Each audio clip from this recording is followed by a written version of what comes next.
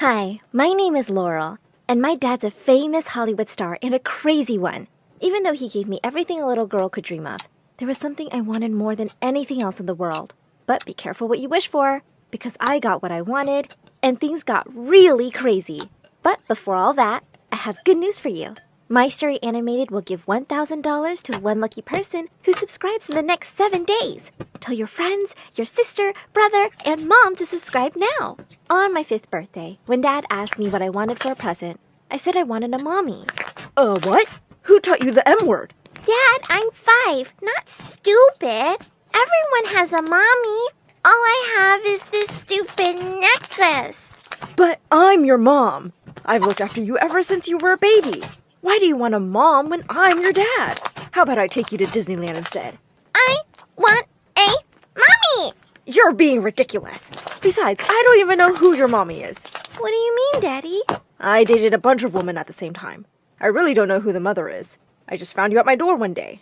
But I had the DNA test, and you are for sure my own daughter. I didn't really understand what he was saying, but after that day, he started distracting me with the craziest trips and presents so that I'd forget all about the M word. As if! On Mother's Day, the kindergarten teacher told everyone to make cards for their moms. Well, hello! How rude! I don't have one! But I didn't let it bother me and decided to make a poster instead. Mom wanted for cute daughter a famous actor. My teacher thought it was really funny, so when I went home, I told my social media manager to post a picture of it on my Insta account. The next day, I woke up to Dad yelling, Laurel! Why are there women outside with CVs to be my wife? I ran to the window, and sure enough, there was a whole crowd of women outside the house. Dad had to call in security to get rid of them. He was really mad about my little stunt. But the next day, when I came home from school, Dad was sitting with a very pretty woman. As soon as she saw me, she threw her arms around me and started to cry. Who are you? I'm your mom, of course. I'm so sorry I left you. You don't even recognize your own mother now. I suddenly felt overwhelmed with emotions and hugged her back. Are you really my mommy? Where were you? I missed you so much. Even wear your necklace every day. Oh, darling. I saw your ad and I just couldn't stay away from you anymore. Dad told me Mom was his girlfriend when he started acting right after college. She'd been too poor to keep me, so she left me with him. But now she was back. Over the next few months, I was busy making up for all the time I'd lost with Mom. Since Mom was a struggling actress, we spent a lot of time watching movies and playing dress-up. But then things started to change. Dad helped Mom get a movie, and then another, and soon enough, she was too busy for me. But then one day when I was in the 4th grade, she forgot to pick me up. To walk back home in the rain when someone stopped me. Where's your mom, sweetie? I looked up. It was Miss Maisel. She had started teaching here just recently and was the prettiest teacher in the world. I don't know. She forgot to pick me up. Again. When we called Mom, her secretary said, We're on our way to the Bahamas for an important shoot. Ask your teacher to drop you. When Miss Maisel dropped me at my door, I told her to wait and meet my dad. He'll give you his autograph. And if you're lucky, maybe a kiss too. But when I came back with Dad, she was gone. That night, I stayed up making a thank you card for her. But when I went to school the next day, the other teacher said she had moved. I was bummed the whole day at school. But when I got home, I had the craziest surprise waiting for me. I could hear yelling and screaming from inside the house. No, you witch! You're a liar! Takes one to know one. I rushed in to find Mom and Dad fighting while a woman sat in the corner crying. The minute she saw me, she jumped up and hugged me. My baby! Look at her, all grown up now! I tried to push her away, but she just clung to me and started bawling. I'm your mama. Believe me, she's lying. You remember me, don't you? Both my moms started fighting, and I ran up to Dad. What's going on? Who's that? And why is she calling herself my mom? Dad said this was his college girlfriend and first true love, but they'd broken up just before he started dating my actress mom. Darling, tell her to get out. You know I'm Laurel's mom. Oh, please, it's me. Remember the love we had? Dad turned red and looked dazed and threw up his hands. I don't care. You both stay. Let Laurel pick her mom. I already have a girlfriend. With that, he barged out of the room and both the women turned to me with blazing eyes. I gulped and stepped back. Uh-oh. For the next few days, I was super confused. I had not one, but 2 mothers. And they were both determined to show me who loved me more. I suggested to take the DNA test, but Dad refused and said, Well, your mom is the one who loves you more. I started to feel that my dad was crazy and he was enjoying this, and things got really crazier. Every morning, I'd wake up to not one, but 2 amazing breakfasts. My new mom owned a salon and whisked me off to manicures and makeovers, which made my old mom feel really insecure. So she was now taking me out to fancy cafes and shopping sprees. I was loving all this mom-daughter time. One day, when I was in the 7th grade, my old mom came to me and asked if I wanted to play dress-up with her. Mom, I'm not 4 anymore. I'm 13. Yeah, you're right. How about we go to one of my parties? Are you for real? Yes. Abso-freaking-lutely not. My daughter is not going to go to some adult party. What? No, I'm going with my mom. I am your mom. No, you're not. I am. Before I knew it, they were at each other's throats again. Gosh, will you 2 just stop? I'm getting really tired of this. I stormed off to my room and slammed the door. But on my very first day of high school, I saw someone I thought I'd never see again. Miss Maisel. I ran up to her, almost afraid she'd have forgotten me. But the minute she saw me, she hugged me tight. You just left. I thought I'd never see you again. Well, I'm back. And now you'll see me every day because I'm your principal. I don't know who says high school sucks, but mine had just started out pretty great. I was friends with the principal already. Everybody in class seemed to be really friendly too, especially the boys. By the end of the day, I'd been asked out by the captain of the swim team, Brad, and I wasn't complaining. I started spending a lot of my free time with Miss Maisel in her office, and she would sometimes help me with schoolwork. She was rather appalled when she saw just how bad my grades were. Don't your mom and dad say anything?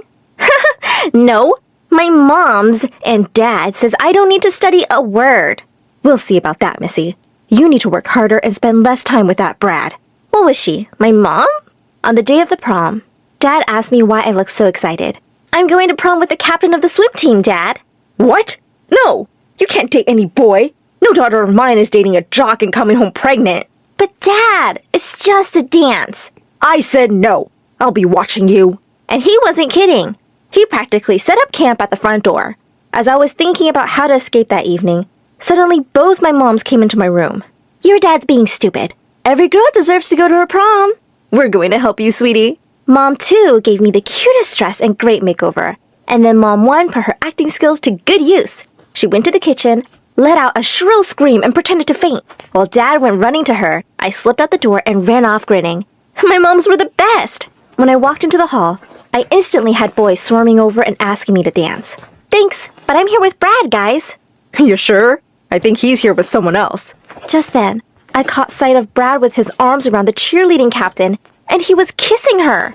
I pulled them apart and demanded to know what was going on. What do you mean? You are my boyfriend. Why is your face stuck to her face? I don't know. I mean, I don't like you. I'm sorry, what? Yeah, I mean, you're cute and rich and an actor's daughter, but I don't know. I like her better.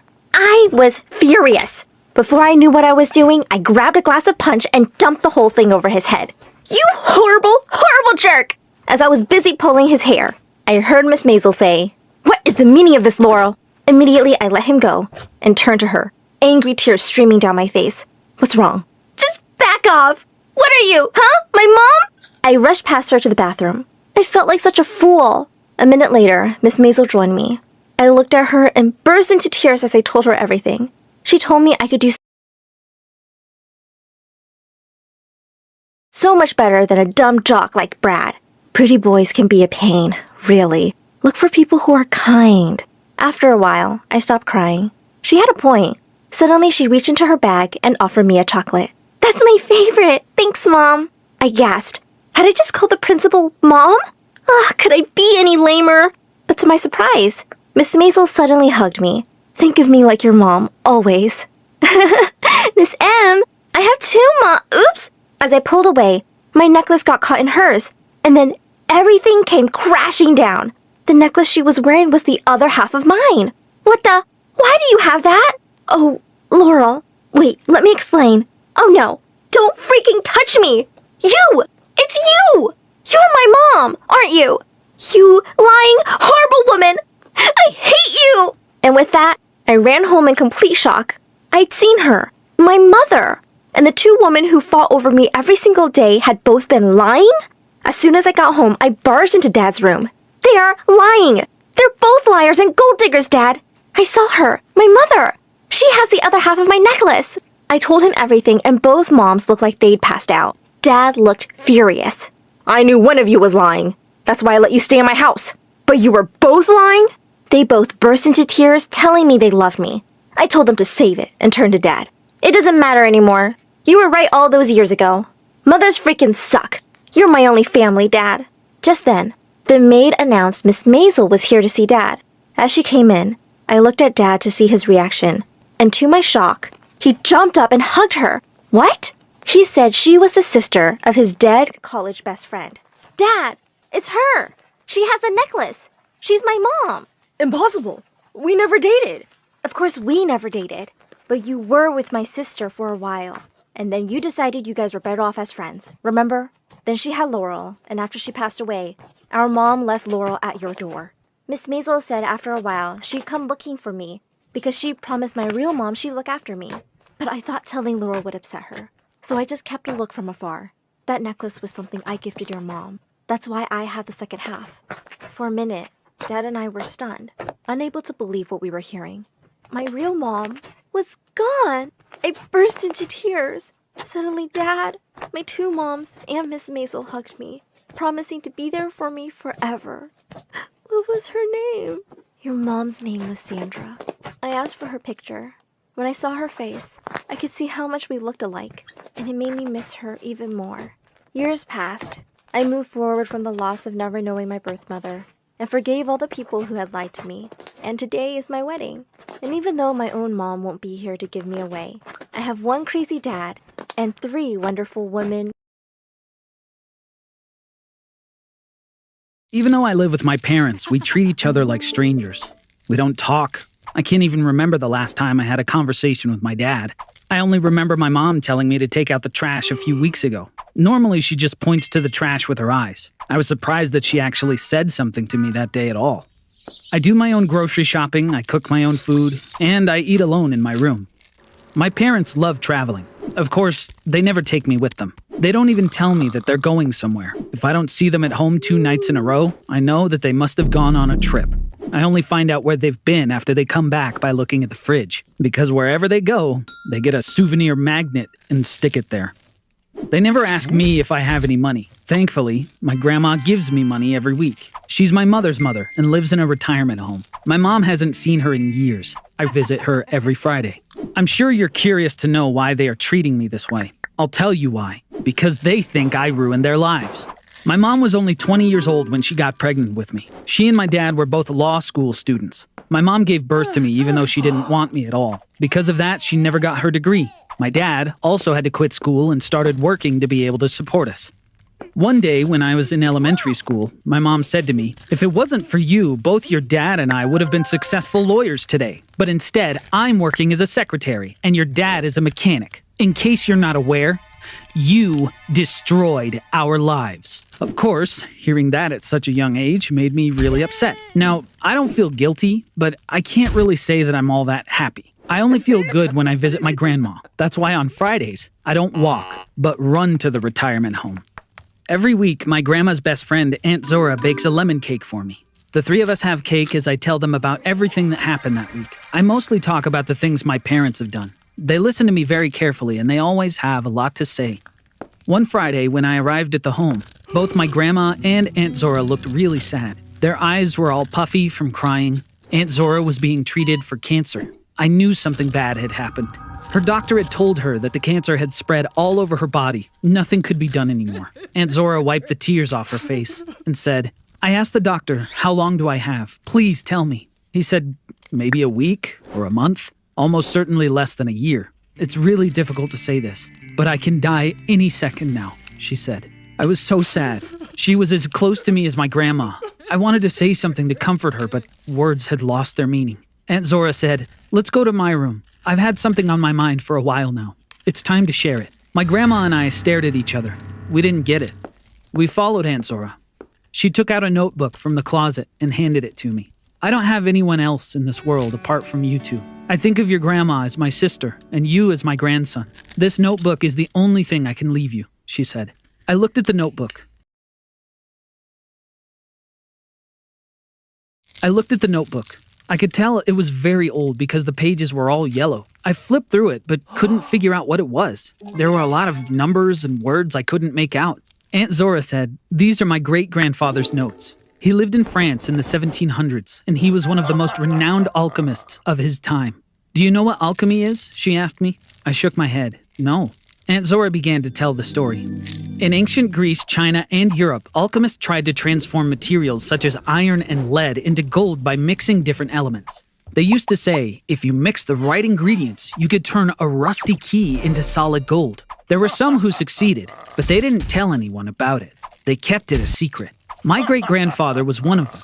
Thanks to him, our family lived comfortably for generations. We kept his secret, but I'm the last living member of my family, so no one else is left. I've decided that Bowen is the only person I can pass this on to. And I have some good news, too. The formula in this notebook transforms not only metals, but any object into gold. Listening to Aunt Zora, my grandma was surprised as I was. Anything at all, she asked? Yes, everything. There's even rumors about one of my great-uncles accidentally dipping his hand into this liquid, and his whole hand turning into gold. My grandma said, "Zora, you really surprised me with this. Why do you live here if you're so wealthy?" Aunt Zora smiled. "Because I was so lonely. I decided to build this place because I wanted to have a lot of friends," she replied. My grandma screamed, "What? This place belongs to you? Why didn't you tell me?" Aunt Zora laughed. "You never asked. Don't ask, don't tell." Then she took out a wooden box from the closet. She gave it to my grandma. "And this is for you. But don't open it just yet. Don't ruin the surprise. You'll know when to open it," she said. While they were chatting, I was going through the pages of the notebook. Aunt Zora looked at me. "The formula is on the last page. You need some chemicals. I'm sure you can find them on all that beloved internet of yours. Come on, get to work now," she said. Hey, Dad, check it out. I've been learning with Simply Guitar and I already know how to play 3 chords. Please, what can you do? Turning anything you wanted to gold. Was that really possible? I was sure Aunt Zora was telling the truth. If she was saying this worked, then of course it did. After that day, I began spending all my time researching the notebook that was from the 1700s. I read through the whole notebook to make a list of all the chemicals in the formula. It took a while, but I finally did it. There were 7 of them in total. After a long search, I figured out where I could buy them. The next step was ordering them. I was giddy with excitement, but when I came to the 6th chemical, my excitement turned into grief. Because this was a pretty rare element which sold for $1,000 per pound, and I didn't have that much money. I could think of only one solution. I could ask my parents for a loan. I went to the kitchen to talk to them. They were surprised to see me.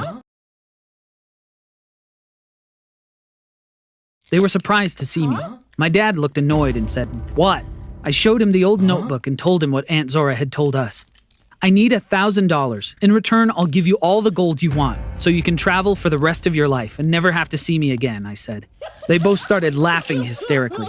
My mom said, "This boy has gone totally insane from lack of attention. How imaginative.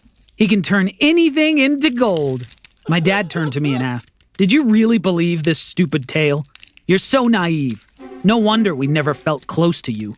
I wasn't going to take another second of this. I ran out. I got on a bus to get to the retirement home. I wanted to tell Grandma and Aunt Zora about everything. When I walked in, everyone was crying. Clearly something bad had happened. I went to my grandma's room. She stood up when she saw me. "Zora wasn't feeling well this morning. It all happened in a flash. She took her final breath in my arms," she said, and began sobbing. I ended up spending the night with my grandma. In the morning, she took out the wooden box that Aunt Zora had given her. We couldn't believe our eyes when we opened it. There were 3 golden eggs inside. I took one out. It was brilliant and shiny. I wished I could show those eggs to my dad and see the expression on his face. There was a piece of paper inside the box. It seemed to be a note from Aunt Zora. My grandma took it out and began to read. "If you're reading this, then I must be gone. The day I got married, my dad turned 100 eggs into gold and gave them all to me. Each time I needed money, I would sell one and live comfortably for a while. These are the last few that are left. I wanted to give them to you since I have no need for them anymore. Goodbye, my dear sister."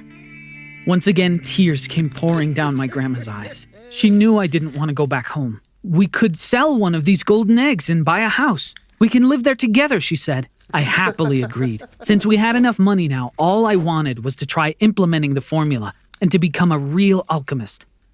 My grandma bought us a wonderful house, We converted the basement into a laboratory. I ordered all the chemicals and tools that I needed online. I grabbed the notebook and got to work. I began following the formula on the last page of the notebook very carefully. Like I said earlier, there were 7 different chemicals involved. I blended all of them in a bowl, but I was disappointed because the resulting liquid looked just like water. I thought after all that hard work I would finally get some kind of liquid gold, but this liquid didn't seem any different from tap water. Still, I decided to keep going. I was going to use some eggs for the experiment as well. I dropped an egg into the liquid. At first, nothing happened, but after a few moments, a lot of little bubbles started forming. Then the liquid began to boil on its own. I was watching completely mesmerized. The boiling suddenly stopped. The egg had turned golden and shiny. The formula worked. I'd succeeded in transforming an egg into pure gold. Now there was one more thing I had to do. I'm sure you can guess what it is. I wanted to teach my toxic parents a lesson. I went to their house. Neither of them was home because they were both working. I took all the magnets from the fridge and put them in a bag. Then I came back to my new home. I was so excited. I went down to the lab. I dipped each magnet into the liquid and turned them all into gold. I picked up the Las Vegas magnet and held it high. It was so striking and shiny. I couldn't help but laugh. I really wanted my parents to see these right away. I went to the kitchen and stuck the gold magnets onto the fridge. Then I took some pictures, created a group chat with my parents' numbers. I sent the photos of the magnets to the group. "Are these our magnets? They look fantastic," my mom wrote first. Soon after, my dad wrote, "Bowen, did you turn our magnets into gold? So the formula worked? What an incredible success! I'm proud of you." I wasn't going to reply, but they kept texting me. My dad wrote, "We really need to catch up with you, son. Shall we go on a family trip together? We have to celebrate your success." My mom wrote, "Honey, where are you now? Send us your location. We'll come to you. We missed you so much." At that point, I'd had enough. I didn't expect my parents to sink so low for money. It also made me furious to think that they could fool me with a few nice words. I went down to my lab. My parents still kept texting me. I was holding my phone, but wasn't reading any of their texts. I slowly lowered my phone into the liquid. Soon after, it turned into gold. They couldn't text me anymore. That was the last time I heard from them.